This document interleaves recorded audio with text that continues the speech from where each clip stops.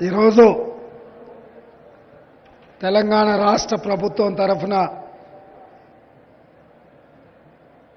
Christmas మాసంలో Christmas పండుగ నిర్వహించడానికి ఇంత పెద్ద ఎత్తున ఏర్పాటు చేసిన కార్యక్రమంలో మా శాసనసభ స్పీకర్ గడ్డం ప్రసాద్ గారు, మంత్రివర్గ సహచరుడు పొన్నం ప్రభాకర్ గారు, మాజీ మంత్రివర్యులు మహమ్మద్ అలీ షబ్బీర్ గారు, ఇతర పెద్దలందరూ, అంజన్ కుమార్ యాదవ్ గారు, అదేవిధంగా చాలామంది బిషప్లు, పాస్టర్లు రాష్ట్రం నలుమూలల నుంచి రావడమే కాకుండా నా అభిమాన పాత్రులైన మా క్రిస్టియన్ మైనారిటీ సోదరులు వేలాదిగా ఇక్కడికి వచ్చి ఈ పండగను ఒక ఉత్సాహంతో జరుపుకోవడానికి ప్రభుత్వంతో కలిసి ఈరోజు ఈ శుభ కార్యక్రమాన్ని ఏర్పాటు చేసుకొని జరుపుకుంటున్న అందరికీ కూడా క్రిస్మస్ శుభాకాంక్షలు. మిత్రులారా, ఈ రాష్ట్రం, ఈ దేశం సుభిక్షంగా ఉంది అనంటే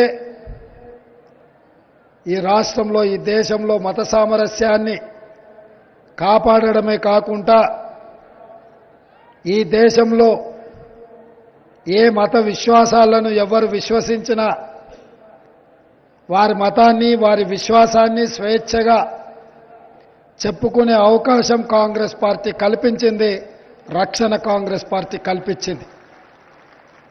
ఏ రోజు కూడా కాంగ్రెస్ పార్టీ అధికారంలో ఉన్నప్పుడు ఎలాంటి తప్పిదాలు జరగకుండా మత సామరస్యాన్ని కాపాడడానికి సాయశక్తుల ప్రయత్నం చేస్తూ అనుకోకుండా ఎక్కడైనా చెదురుమదురు సంఘటనలు జరిగినా నాటి ప్రభుత్వాలు ఎప్పటికప్పుడు వాటిని సవరించుకుంటూ సమస్యల్ని పరిష్కరించుకుంటూ ముందుకు తీసుకెళ్లిన ప్రభుత్వము కాంగ్రెస్ పార్టీ ప్రభుత్వం. ఈరోజు పెద్దలు గొల్లపల్లి గారు చెప్పిండ్రు, వాస్తవంగా చాలా సందర్భాలలో నేను మాట్లాడడం జరిగింది, చెప్పడం జరిగింది. డిసెంబర్ నెల మిరకల్ మంత్, తప్పకుండా మిరకల్ జరగబోతుంది. మా క్రిస్టియన్, ముస్లిం మైనారిటీ సోదరుల మీద నాకు సంపూర్ణమైన విశ్వాసం ఉంది. ఆ మిరకల్ మంత్లో వాళ్ళ శ్రమ, వాళ్ళ త్యాగం ఉంటుంది అని చెప్పిన ఈరోజు నేను చెప్పిన మాట వాస్తవం. ప్రపంచానికే డిసెంబర్ నెల మిరకల్ మంత్. ఎందుకంటే యేసు ప్రభువు జన్మించి తనను నమ్ముకున్న మానవాళిని పాపాల నుంచి ప్రక్షాళన చేసి వాళ్ళని స్వర్గంలో సుఖశాంతులతో ఉండే విధంగా తన రక్తాన్ని ధారపోసి పాపులను కాపాడడం జరిగింది.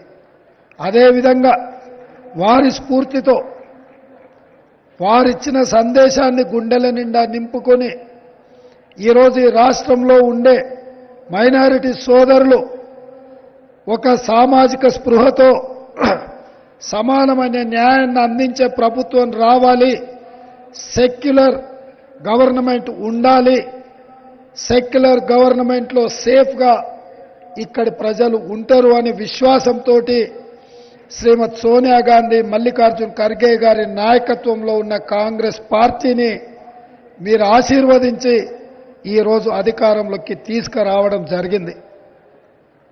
ఈ జర్నీ ఇది పూర్తి కాలేదు. మొన్న కర్ణాటక రాష్ట్రంలో మీరు అధికారంలోకి తెచ్చిండ్రు. నిన్న హిమాచల్ ప్రదేశ్లో కాంగ్రెస్ను అధికారంలోకి తెచ్చిండ్రు.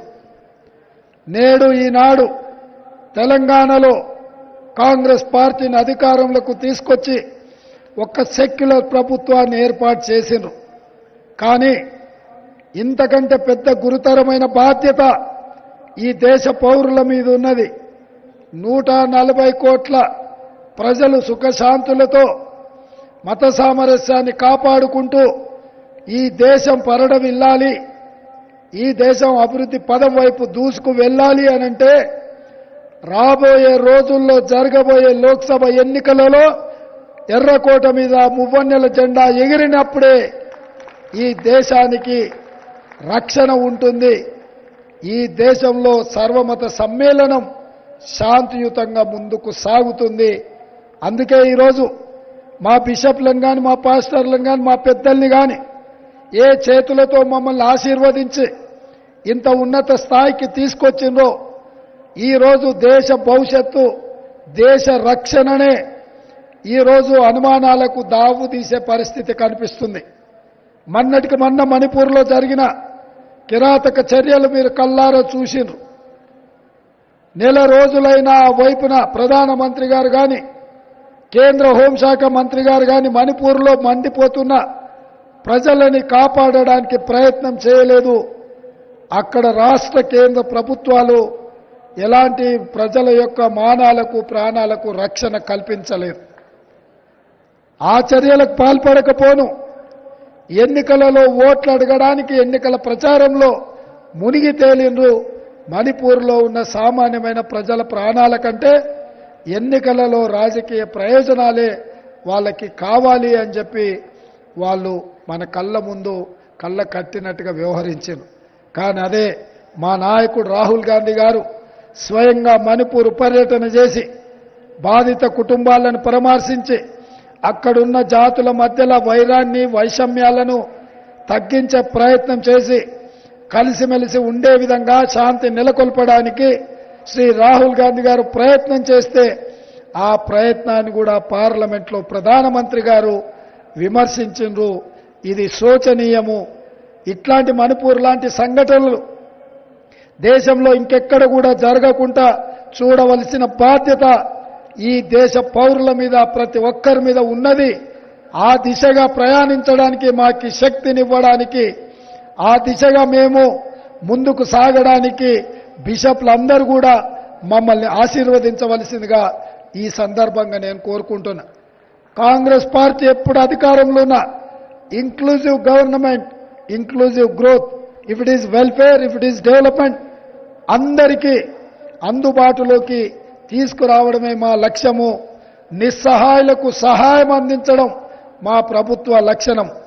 అదేవిధంగా అర్హత ఉన్న వాళ్లకు అవకాశాలు కల్పించడం మా ప్రభుత్వం యొక్క లక్ష్యం. అందుకే ఈ దేశంలో మీకందరికీ తెలుసు ఏకే ఆంటనీ గారు, ఆస్కర్ ఫెర్నాండెస్ గారు కేంద్ర ప్రభుత్వంలో అత్యంత కీలకమైన శాఖలు నిర్వహించడమే కాకుండా నీతికి నిజాయితీకి దేశభక్తికి మారు పేరుగా ఏకే ఆంటనీ, ఆస్కర్ ఫెర్నాండెస్ గారు వారి జీవిత కాలం వారు బాధ్యతలో ఉన్నంత కాలం వారు అహర్నిశలు కృషి చేసిండ్రు. ఈ దేశంలో ఎవరు కూడా పదవులు ఇస్తామంటే వద్దన్నారు. కానీ ఏకే ఆంటనీ గారికి పార్టీ మొత్తం మీకు బాధ్యత ఉంది, ఢిల్లీలో ఉండండి, మీకు రాజ్యసభ ఇస్తాం, అన్ని అవకాశాలు కల్పిస్తామంటే కూడా యువతకు మనము అవకాశాలు ఇవ్వాలి, వాళ్ళకి ఇవ్వండి. నేను కేరళలో ఉన్నా, ఢిల్లీలో ఉన్నా ఈ దేశ ప్రయోజనాల కోసం ఎప్పుడూ పాటుపడుతూనే ఉంటా. కాంగ్రెస్ పార్టీ యొక్క గెలుపు కోసం కృషి చేస్తూనే ఉంటా అని చెప్పిన నాయకుడు ఏకే ఆంటనీ గారు. అదేవిధంగా ఈరోజు నేను మీకు మాట ఇస్తున్నా, తెలంగాణ రాష్ట్రంలో ఏర్పడ్డ ఇందిరమ్మ రాజ్యం ఇది పేదల కోసం, పేదల సంక్షేమం కోసం, పేదల యొక్క అభివృద్ధి కోసం, అభ్యున్నతి కోసమే కృషి చేస్తుంది. మత సామరస్యాన్ని కాపాడడమే కాదు, ఇమాంలకు మౌజంలకు అదేవిధంగా మన చర్చిలలో ప్రార్థనలు చేసే పెద్దలకు అందరూ కూడా ప్రభుత్వం వైపు నుంచే గౌరవ వేతనం ఇవ్వాలన్న ఆలోచన మేము చేసినాం. అర్హులైన అందరికీ తప్పకుండా అవకాశం కల్పిస్తాం. ఇదే కాదు, ప్రభుత్వం అమలు చేస్తున్న సంక్షేమ పథకాలు ఇందిరమ్మ ఇండ్లు కావచ్చు, లేదా కళ్యాణ లక్ష్మి కావచ్చు, లేదా ఇతర సంక్షేమ పథకాలు 500 రూపాయలకి ఇచ్చే సిలిండర్ కావచ్చు, మహాలక్ష్మి పథకం ద్వారా అందించే 2500 ఆర్థిక సహాయం ఆడబిడ్డలకు కావచ్చు. ఈ రకంగా ఏ సంక్షేమ పథకం తీసుకున్నా క్రిస్టియన్ మైనారిటీ సోదరులకు చివరన ఉన్న ఎక్కడనో మారుమూల పల్లెలో ఉన్న వాళ్ళకు కూడా ఈ సంక్షేమ పథకాన్ని అందించే బాధ్యత మా ప్రభుత్వం తీసుకుంటుంది. సంపూర్ణంగా భద్రంగా విశ్వాసంగా మేము మీకు పరిపాలన అందిస్తాము. మేము పాలకులము కాదు, మేము సేవకులము. మేము యేసుక్రీస్తునే ఆదర్శంగా తీసుకొని వారి త్యాగాలను మననం చేసుకుంటూ మాకిచ్చిన బాధ్యతాయుతంగా నిర్వహిస్తూ సతీష్ గారు చెప్పిండ్రు, రేవంత్ అన్న అంటే మీరు అన్నగా ఉంటే మేము అండగా ఉంటాము, మేము ఆశీర్వదిస్తామని. ఈరోజు నేను ఇంత వాడిని అయ్యి ఇక్కడికి వచ్చినా అంటే మా మోహన్ గారు ఉన్నారు.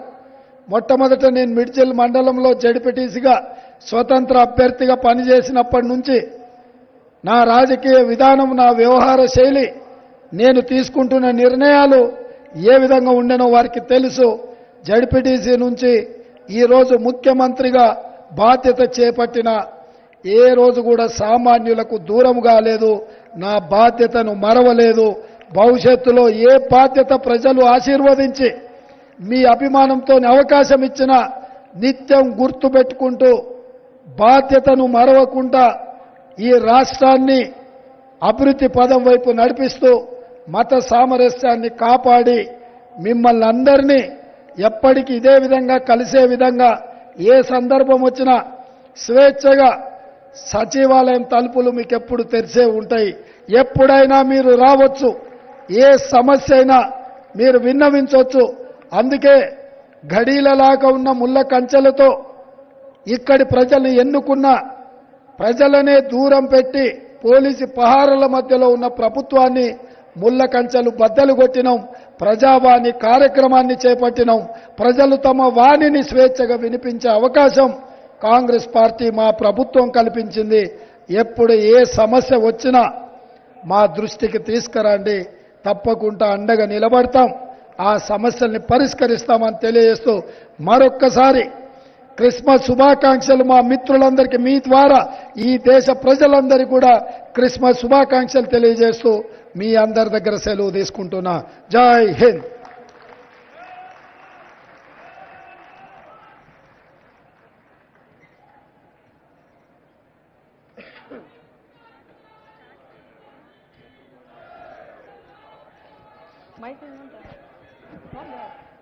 Hello.